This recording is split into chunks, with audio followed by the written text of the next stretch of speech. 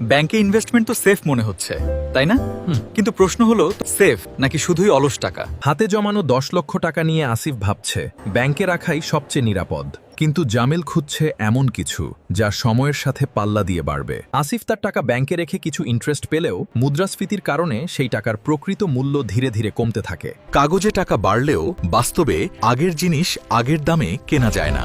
অন্যদিকে জামিল তার টাকা বিনিয়োগ করল ইউনিরেক্স ইন্ডাস্ট্রিজ লিমিটেডের একটি বাস্তব কেমিক্যাল ইন্ডাস্ট্রি প্রজেক্টে, যেখানে সে শুধু একজন ইনভেস্টর নয়, বরং একটি বৃহৎ শিল্প প্রতিষ্ঠানের অংশীদার মালিক। এই প্রজেক্টে রয়েছে ফ্যাক্টরি জমি, মেশিনারি, বিল্ডিং ও সম্পূর্ণ শিল্প সম্পদের মালিকানার সুযোগ। দেশে যেসব বড় শিল্পে ক্যালসিয়াম কার্বনের ব্যবহার হয়, যেমন paper, paint, plastic, ceramic, pharmaceutical ও টুথপেস্ট, সেই বিশাল বাজারের প্রায় 90% এখনও বিদেশ থেকে আমদানি করা হয়। সেই চাহিদা পূরণেই তৈরি হচ্ছে আধুনিক প্রযুক্তি নির্ভর ইউনিরেক্স কেমিক্যাল ম্যানুফ্যাকচারিং প্রজেক্ট, যা 2027 সালে উৎপাদনে যাবে।